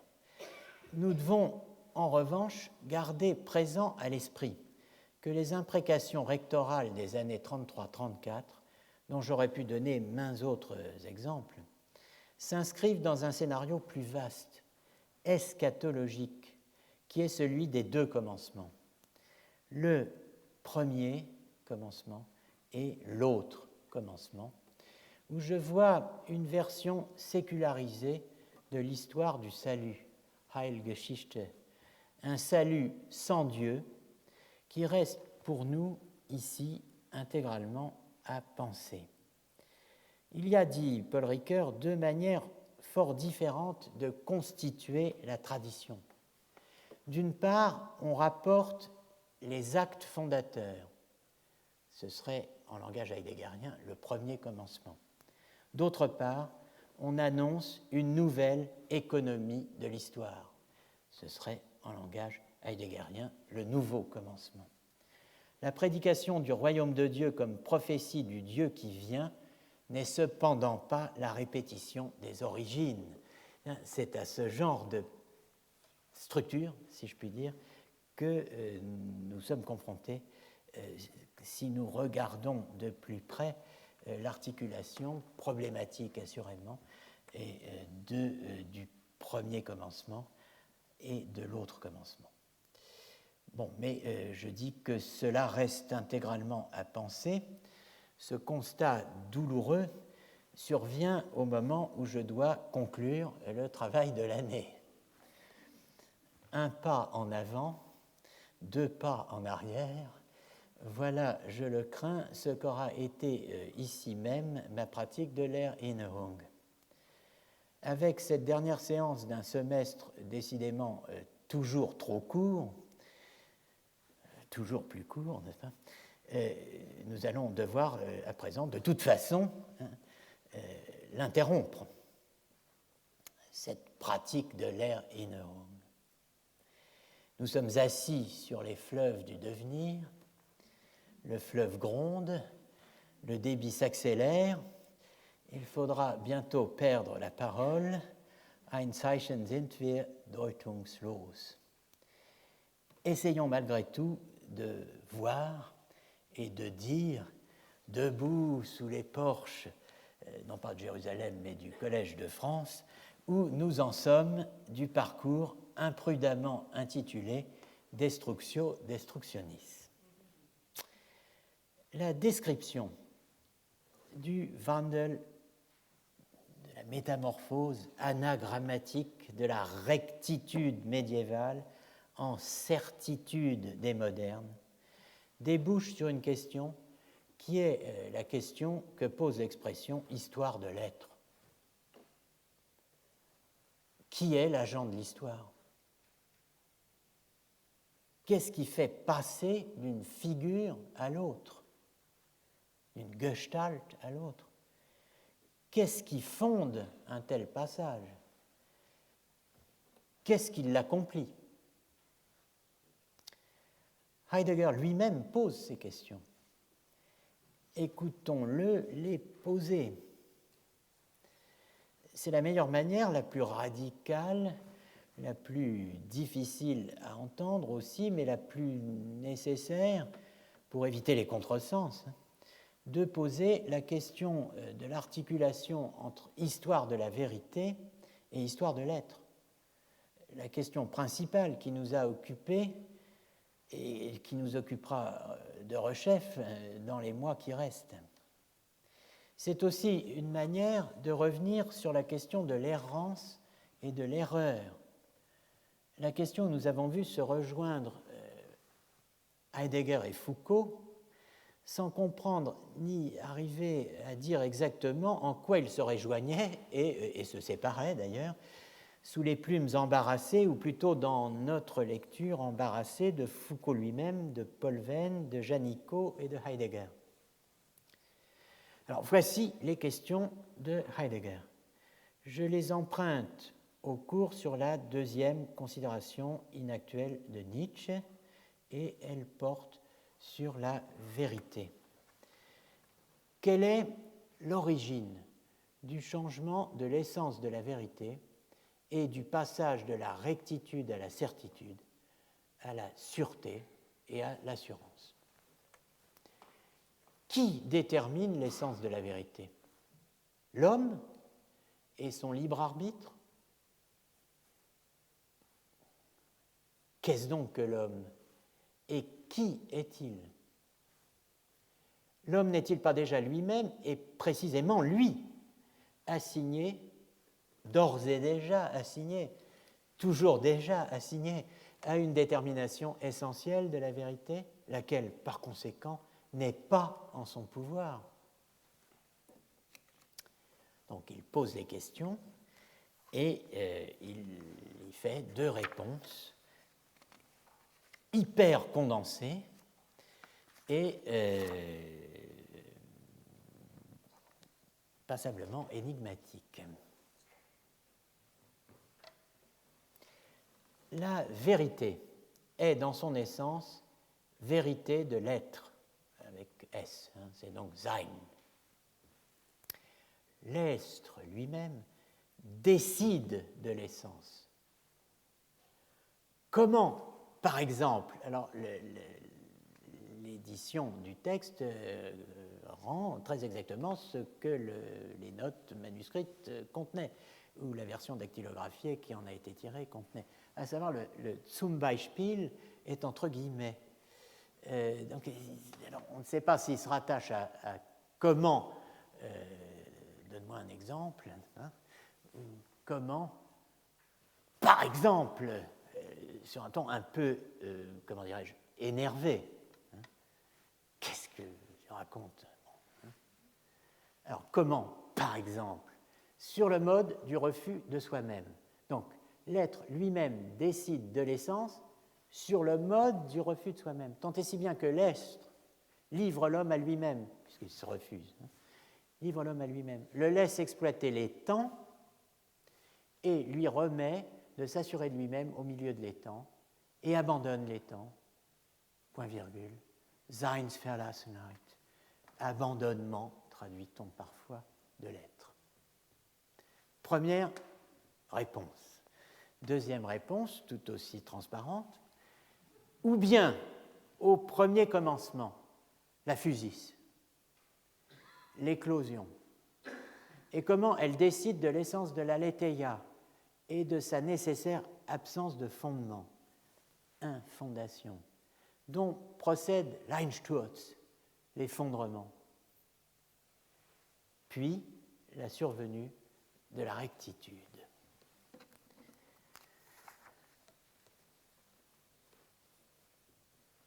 Une métaphore tellurique et sismique. Les secousses de l'avenance, de l'avènement et du refus de l'estre, fond et abîme de toute histoire.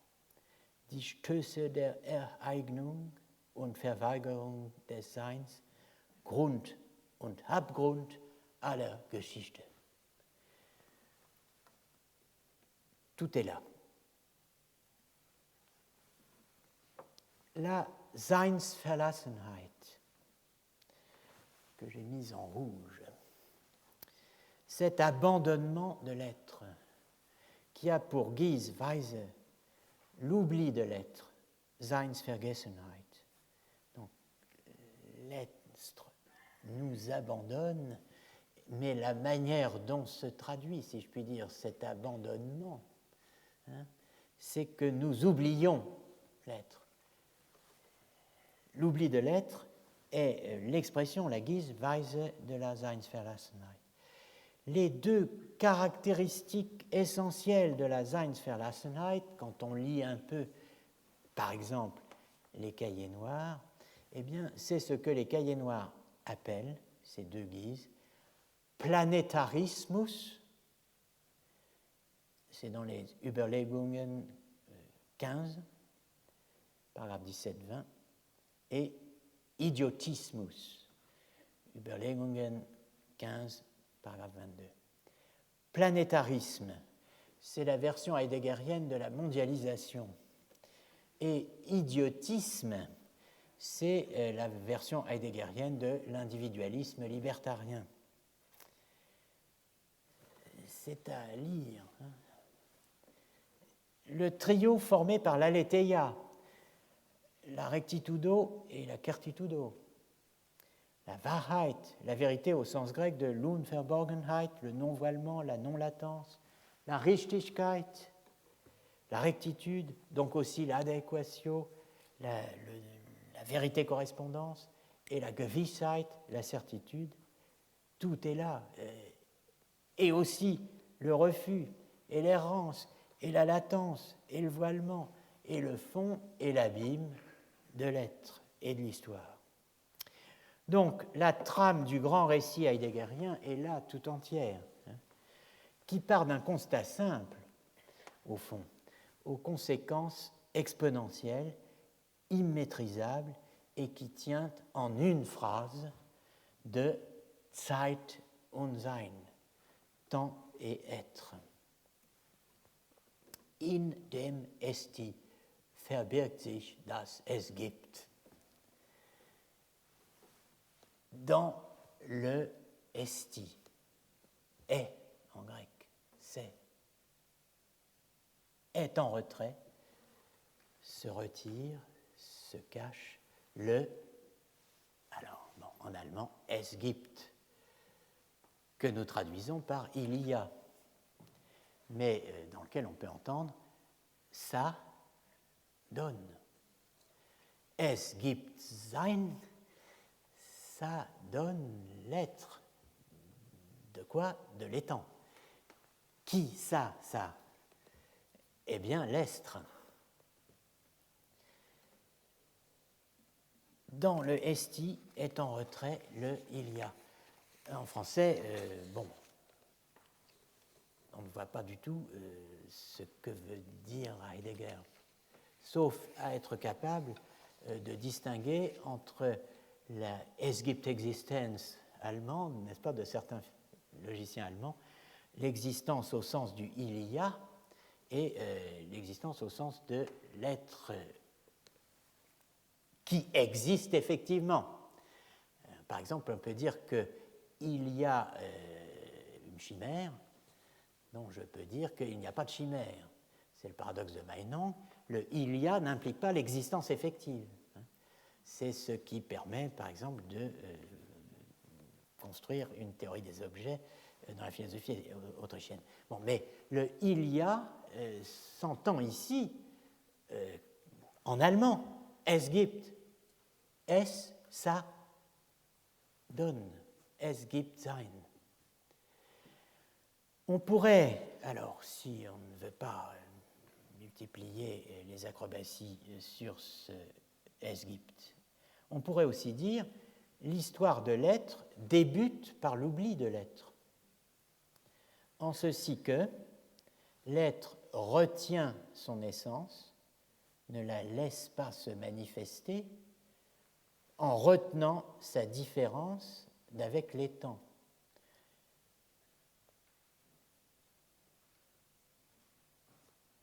Soyons clairs, nous n'avons fait qu'entamer la déconstruction de ce récit. Nous avons commencé notre propre récit avec la réception française de Heidegger dans les années 50. Nous avons ouvert l'archive des notes de lecture de Foucault, le dossier du philosophe essentiel. Heidegger a toujours été pour moi le philosophe essentiel. Nous sommes remontés aux années 30, à Henri Corbin, aux premières traductions de Heidegger en français. Puis nous avons glissé d'année en année au long des publications de la Gesamtausgabe, d'un Heidegger l'autre. Malgré les lacunes immenses, les simplifications regrettables, les oublis inévitables, l'écart est impressionnant. En 1961, à l'invitation du professeur Robert Minder, 1902-1980, titulaire de la chaire de langues et littératures d'origine germanique, ça s'appelait comme ça, de 1957 à 1973, donc à l'invitation de Robert Minder, le grand philosophe de l'école de Francfort, Theodor Adorno, 1903-1969, donnait ici même, au Collège de France, sur Heidegger, 3 conférences publiées en 1964 sous le titre Jargon der Eigentlichkeit, le jargon de l'authenticité. On oublie parfois que c'est ici même, n'est-ce pas, que Adorno a fait entendre pour la première fois cette critique qui est devenue célèbre du jargon de l'authenticité. Le parcours esquissé cette année nous aura mené lui aussi d'un jargon à l'autre. Je le disais en commençant ce travail, notre Heidegger n'est plus celui de Foucault. Je voudrais, pour fixer les choses, avant de revenir à Foucault d'une manière appropriée l'année prochaine, donner 2 figurations de l'objet complexe, anamorphique, que j'ai essayé de vous présenter cette année. Alors cet objet complexe et anamorphique, c'est la notion heideggerienne d'histoire de la vérité. 1950-1951, donc, une dernière fois. Voilà revenir Jean Hippolyte, Michel Foucault étudie, le corpus heideggerien est arrêté en pleine forêt, avec les traductions de Corbin, avec Vom Wesen der Wahrheit et avec les Holzwege, les chemins qui ne mènent nulle part. Le récit heideggerien est déjà en place. Peu de gens le savent. Quelqu'un le sait et l'écrit. Un autre élève d'Hippolyte, Henri Biraud. Voilà ce qu'il écrit en 1951 dans un article intitulé « Existence et vérité ». Parenthèse, la leçon inaugurale de Jean Hippolyte, succédant à Martial Guéroult sur une chaire d'histoire de la pensée philosophique, ici même, a le même titre, Existence et vérité. Et c'est le 16 décembre 1963. Là, on est en 51, et c'est un article donc, du thésard d'Hippolyte Biraud. l'être en tant que vérité est non seulement dissimulé par la vérité de l'existant qu'il suscite, mais il ne se donne et ne se répand comme vérité qu'en tant qu'il se refuse et se retient comme non-vérité. Ainsi, ce n'est pas l'existant lui-même qui erre, mais l'être qui le fait errer en l'éclairant, de telle sorte que l'homme se trouve comme dépossédé de toute initiative, et même, en un sens, de celle par laquelle il oublie l'être. De l'errance, on pourra donc dire qu'elle est l'espace essentiel de l'histoire. Les étapes de cette histoire sont les époques d'une seule et même époquet. Je dis bien époquet et non pas épopée. Époquet, le mot grec utilisé par les stoïciens et les sceptiques pour dire la suspension du jugement, le mot que reprend Husserl pour substituer la mise en suspens de la thèse naturelle du monde à, je cite, la tentative cartésienne de doute universel, c'est l'expression de Husserl. L'époquet étendu à l'être lui-même. Voilà le premier geste du grand récit heideggerien. Biro, à nouveau. Parce que l'être en lui-même est mystère. Il nous mystifie constamment. Et ainsi l'homme, ne parvenant pas à le suivre, erre dans l'histoire. À cette suspension éclairante de l'être qui est vérité, non-vérité, essence, non-essence, Heidegger donne encore le nom d'époquet. De cette époque de l'être, dit-il, provient l'essence épocale de son destin, où réside l'histoire authentique du monde. L'être, en effet, se destine à nous comme temps, d'où le caractère épocal de son destin, et c'est dans ce temps de l'être, qui est l'être lui-même, en tant qu'il se manifeste et se dissimule comme temps, que l'histoire du monde se développe. En suivant le thème de l'époquet de l'être, on peut rassembler les premiers tableaux de l'histoire de l'être, cette histoire mondiale de la vérité selon Heidegger. On trouve l'expression époquet de l'être dans les Holzwege, dans le passage qui constitue le sous-texte de la citation de Paul Venn. Toute époque de l'histoire universelle est une époque d'errance. Cette citation qui porte le dernier texte de Foucault, offert en hommage à Canguilhem. Le texte cité par Paul Venn, n'est-ce pas, évidemment, dans Foucault, sa personne, sa pensée, bon, après coup, bon, mais je ne reviens pas sur ce point évoqué dans le cours précédent. On la retrouve, cette expression d'époquet de l'être, dans ces œuvres que Biro ne pouvait pas lire imprimées en 1950, puisqu'elles ne sont parues que dans le deuxième volume du Nietzsche et surtout dans Zeit und Sein, cette admirable synthèse de Heidegger par celui qu'il était devenu en 1962, Heidegger, lors de la conférence prononcée le 31 janvier au Studium Generale de l'Université de Fribourg, 35 ans après Sein und Zeit. Au début de la pensée occidentale, l'être est bien pensé, mais non le Es gibt comme tel. Celui-ci, le Es gibt, se soustrait en faveur de la donation qu'il y a. Cette donation étant à l'avenir exclusivement pensée comme être dans le regard portant sur l'étant, donc être de l'étant, ce qui permet de porter l'être au concept et la donation au concept. Un donné qui ne donne que sa donation, mais qui, se donnant ainsi, puisqu'il ne donne que sa donation, se retient et se soustrait. Un tel donné, nous le nommons destinée. Si nous pensons ainsi le donné, alors l'être qu'il y a est bien le destiné. Destiné de cette manière est chacun de ces changements.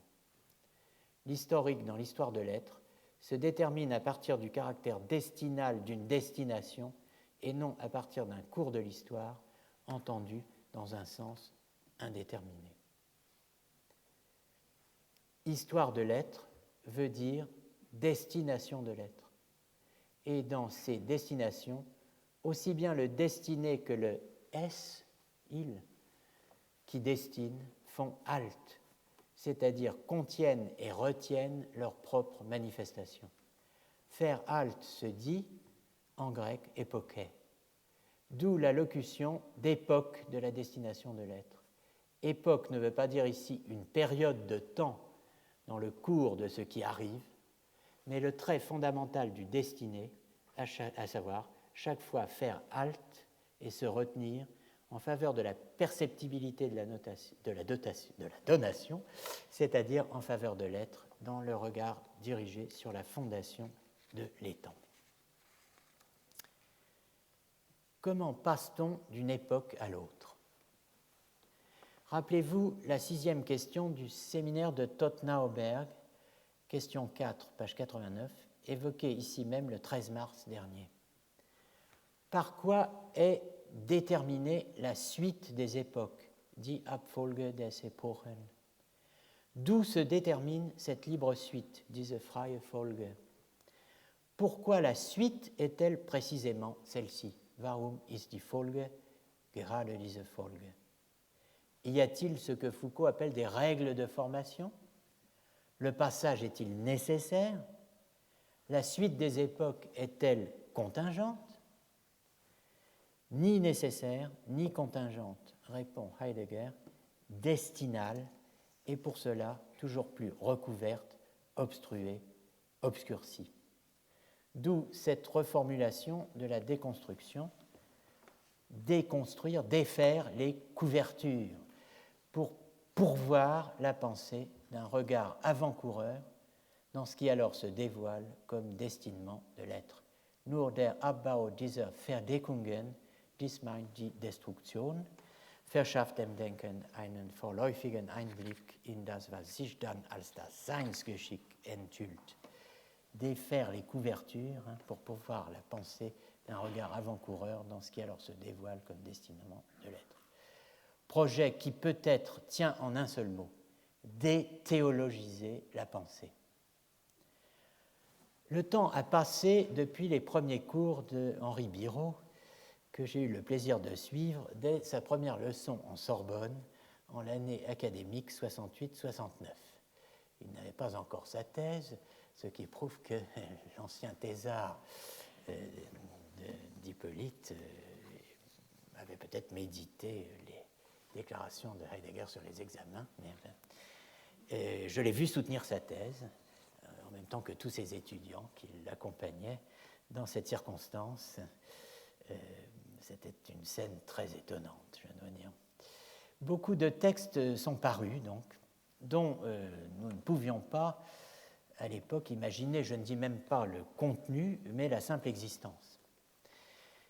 Il faut en donner une idée à présent. Cela veut dire affronter la difficulté que nous avons réussi à tenir à distance durant ces leçons en parlant de la digraphie, de l'histoire de l'être et ou de l'estre, sein avec un I, sein avec un Y, et en évitant d'entrer dans la question donc de la réécriture de l'être en estre, de sein en sein, et de ce qui en fin de compte distingue le second du premier Heidegger.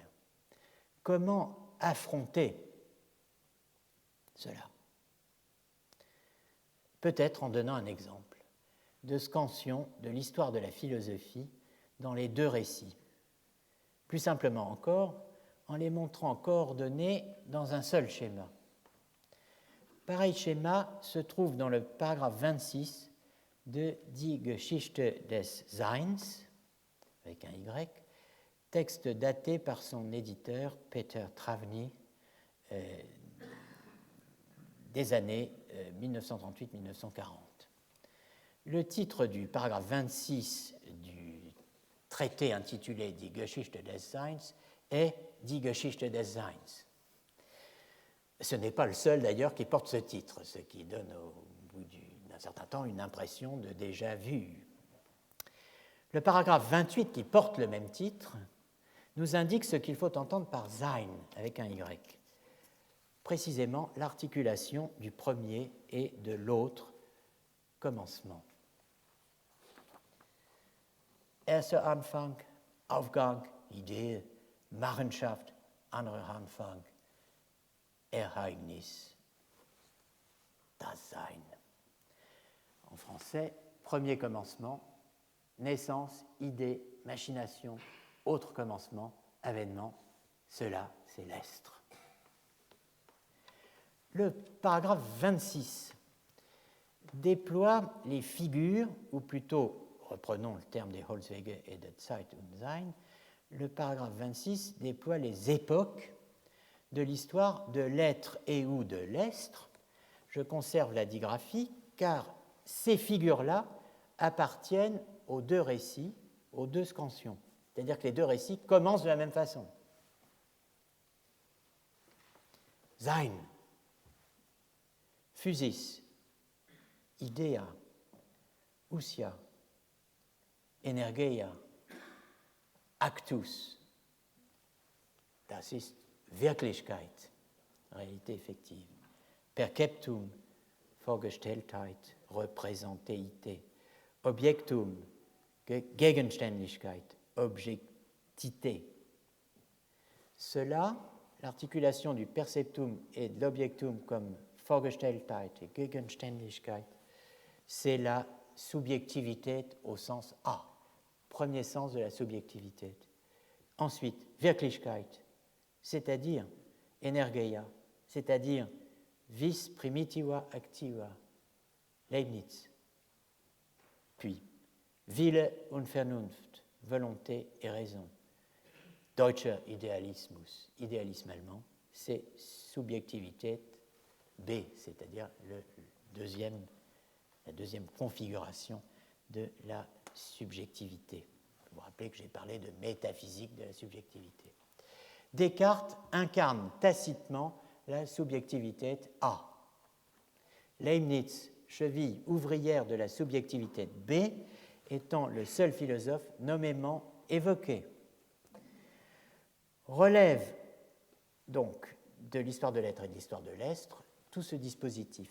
Relève en revanche de la seule histoire de l'estre, Sein avec un Y, la seconde moitié du dispositif, postérieure à l'idéalisme allemand et qui se trouve en dessous, dans la page d'où j'ai extrait cette figure. Macht, Nietzsches Wille zur Macht, Machenschaft, Seinsverlassenheit, Verweigerung, das Kommen, Enteignung, Ereignung, Entscheidung, Übergang, point d'interrogation. Tous ces termes, à l'exception du mot Macht, puissance, et du titre nietzschéen de Wille zur Macht, volonté de puissance, appartiennent à l'idiolecte, au jargon du second Heidegger.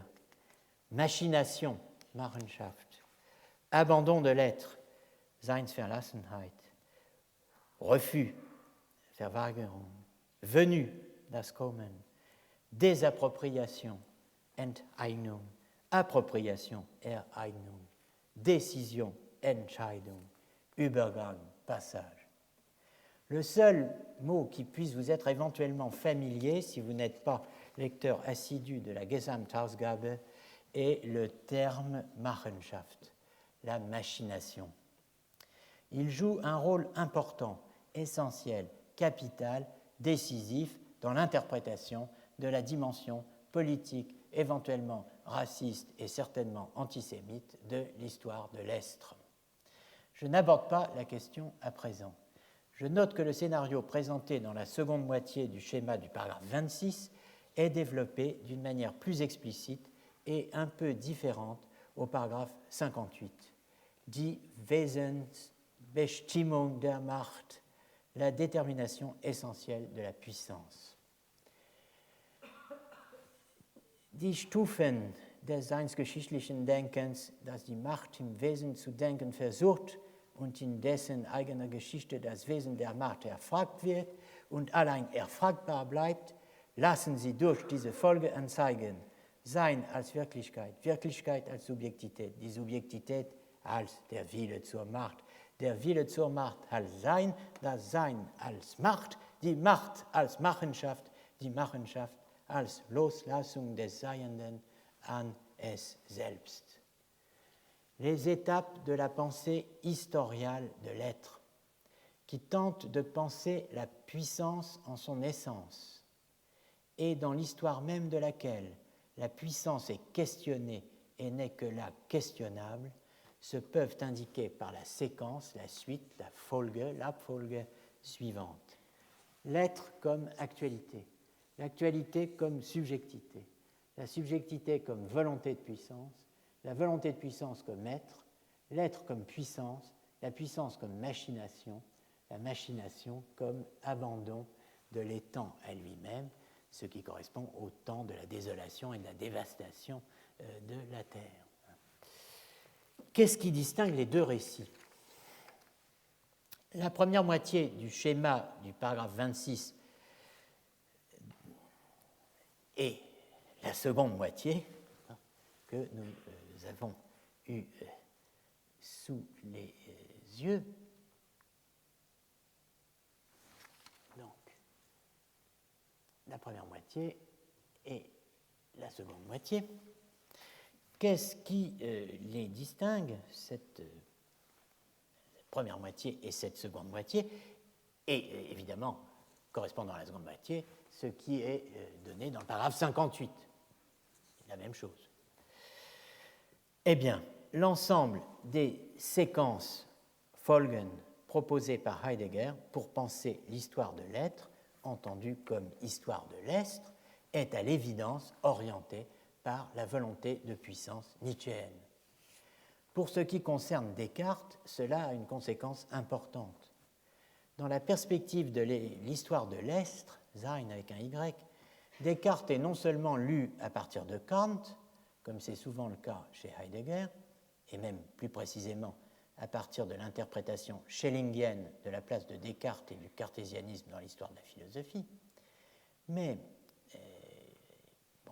il est inscrit dans une histoire qui doit rendre compte non plus même de la pensée de Hegel, comme c'est le cas dans l'histoire de l'être, SEIN, mais bien d'abord et fondamentalement de la pensée de Nietzsche.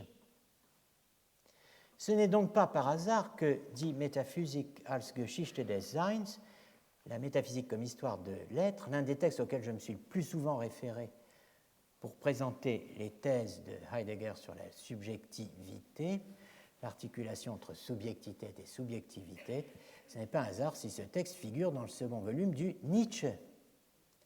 Au fil des années, Heidegger s'engage de plus en plus résolument dans un horizon dominé à la fois par sa propre lecture de Hegel, dont on a beaucoup parlé, et par la critique nietzschéenne du hegelianisme. Cet horizon dominant est celui de l'eschatologie de l'être, la version ontico-historiale de l'histoire du salut, l'histoire d'une parousia sans le Dieu de la métaphysique. Il reste à rejoindre cet horizon, et le restera indéfiniment à rejoindre, comme tout horizon qui se respecte. Mort de Dieu, donc mort de l'homme, disons plutôt déracinement de l'anthropologie, disparition de l'homme, Verschwindung des Menschen, disparition de l'homme comme sujet dans l'autre commencement de l'histoire de l'être, virage dans l'ère Eignis déthéologisé. Voilà le programme de Heidegger. Nous avons commencé ce cycle de leçons avec l'interview de Foucault racontant que, plutôt que comment, la lecture de Heidegger l'avait conduit à Nietzsche. Nous commençons à présent d'entrevoir ce qui sépare le premier Heidegger du second. Une partie de ce qui les sépare est la lecture de Nietzsche. Et nous arrivons à notre objet principal, ou plutôt nous y revenons, l'essence de la vérité. Assez curieusement, nous n'avons pas eu à parler de Nietzsche en considérant les premières phases de la réception française de Heidegger. Pourtant, Nietzsche est bien présent, aussi présent qu'il peut l'être au début des années 50, dans les notes de lecture de Foucault, dont au moins 3 textes ont été déflorés dans la liste que je vous avais présentée au début du semestre de Heidegger sur Nietzsche. Il faut prendre la mesure du tropisme nietzschéen qui organise le double récit que nous avons tenté de bâtir cette année autour de lectures enchâssées. Pour ce faire, il nous faudrait aborder, comme annoncé, les premiers cours de Foucault au Collège de France, les leçons sur la volonté de savoir. Nous y retrouvons la question de la vérité, la destruction de la logique, le logos apophantikos, Heidegger, le premier et le second, l'histoire de la vérité, du concept de vérité, du premier commencement et, last but not least, la question de la post-vérité.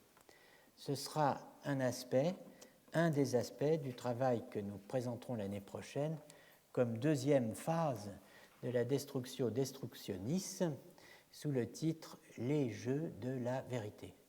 Il y en aura d'autres qu'il est trop tôt pour annoncer. Et ceci met un terme à votre souffrance. J'espère.